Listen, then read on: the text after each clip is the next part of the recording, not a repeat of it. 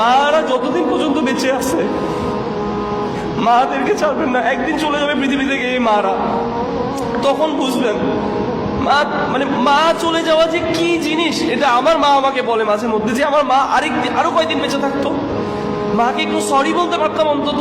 অনেক সময় মার কত কথা কত খারাপ ব্যবহার করছি, মাকে কোনোদিন তুচ্ছ করবেন না। মা আপনার বউর সাথে খারাপ ব্যবহার করছে, এটা সত্য, তারপরেও মাকে ধরে রাখবেন, মার সাথে খারাপ ব্যবহার করবেন না। মা এমন একটা জিনিস, মাকে সময় দিবেন, আলাদা করে সময় বের করবেন মায়ের জন্য।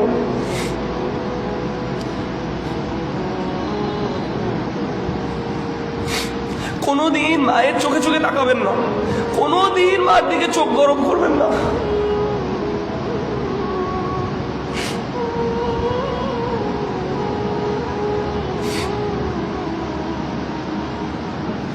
মাকে কোনোদিন কেউ রিপ্লেস করতে পারবে না।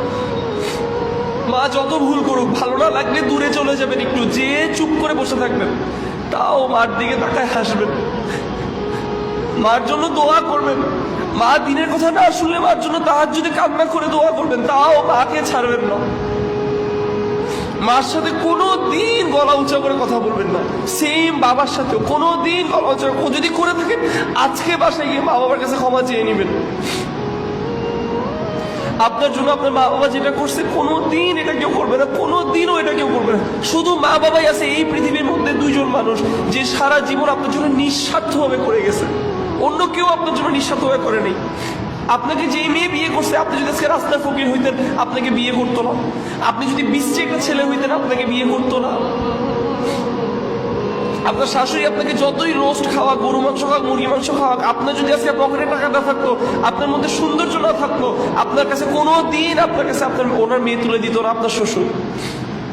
আপনার বস আপনার যত ভালো, আপনার দিনী ভাই আপনার যত কিছুই হোক না কেন, শেষ পর্যন্ত সে তার নিজেকেই চুজ করবে, আপনাকে চুজ। কিন্তু আপনার মা বাবা নিজের সবকিছু ছেড়ে দিয়ে হইলেও আপনাকে ধরে রাখছে। আপনি পুঙ্গ হইলেও আপনাকে পালছে, আপনি পাগল হইলেও আপনাকে ঘরে, আপনি জন্ম হয়েছেন মেন্টাল সিকনেস নিয়ে, তাও আপনার সাথে আপনার মা বাবা লেগেছিল।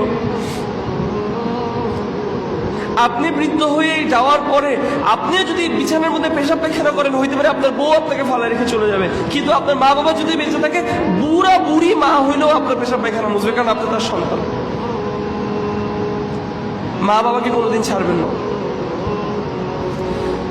মা বাবার শুকরিয়া গুজার আমরা কিভাবে করবো? তাদেরকে বেশি বেশি ভালোবেসে এবং তাদের জন্য দোয়া করে, বেশি বেশি দোয়া করে। এটা করে আপনি আপনার মা বাবার শুকরিয়া গুজার করবেন, এবং এটা দিয়ে আপনি আপনার মা বাবার হক পূরণ করতে পারবেন। এবং এই আয়াতগুলোর ফাওয়াইদ থেকে এটা আসছে যে মা বাবাকে অমান্য করা, মা বাবার কথা অমান্য করার সিভিয়ারিটি কত বেশি, কত ভয়ঙ্কর, যে আল্লাহ সুবহানাহু ওয়া তাআলা ডিরেক্ট অর্ডার করছেন যে মা বাবার হক আদায় করো, মানে মা বাবার কথা অমান্য করো না। মা বাবা যদি আপনি কোনো মুবাহ কোনো কাজে ডাকে, সেই কথা আপনি শুনতে বাধ্য, শুনবেন, অবশ্যই শুনবেন।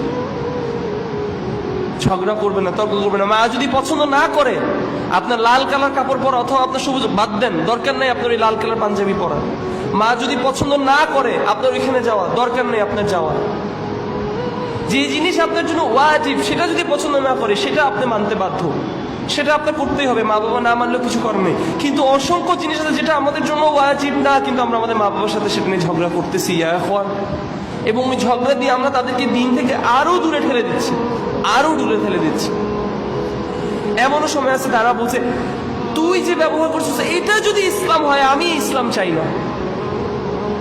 এই কথা যদি আপনার মা বাবা বলে অথবা মনে মনে করে, আপনার সেটার জন্য কিয়ামতের ময়দানে জবাব দিতে হবে আল্লাহর সামনে। মানে যদি এমন হতো যে বেনামাজির জানাজা হয় না, আমার মনে হয় নামাজির সংখ্যা বাড়ত।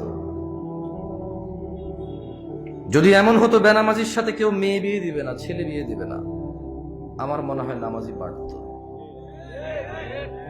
যদি এমন হতো বেনামাজির সাক্ষী গ্রহণ করা হবে না, কি গ্রহণ করা হবে না, যদি এমন হতো যে বেনামাজি ছেলে তার নামাজি বাবার সম্পদের অধিকার পাবে না, তাইলে মনে হয় নামাজি বাড়ত। এগুলো আমি বলিনি, এগুলো মুহাম্মদ সাল্লাল্লাহু আলাইহি সাল্লাম বলছে। বেনামাজি বেওয়ারিশ থাকে, কারণ ওয়ারাসাত পায় না। বেনামাজি কি পায় না? নামাজের ওয়ারাসাত পায় না, পৈতৃক সম্পত্তি পায় না। যে ছেলে নামাজ পড়ে না তার বাপের সে পৈতৃক সম্পত্তি পায় না, ইসলামে সে পায় না। সে মারা গেলে তার জানাজার নামাজ হয় না। বেনামাজি জামাই, নামাজি বউ, বিয়ে টিকে না হিসেবে। কারণ বাইনাল আবিদি ওয়া বাইনাল কুফরি তারকুস সালাহ, বান্দাও কুফরির মধ্যে পার্থক্য আছে নামাজ ছেড়ে দেওয়া। তো কাফের আর মুসলমানের তো বিয়ে টিকে না।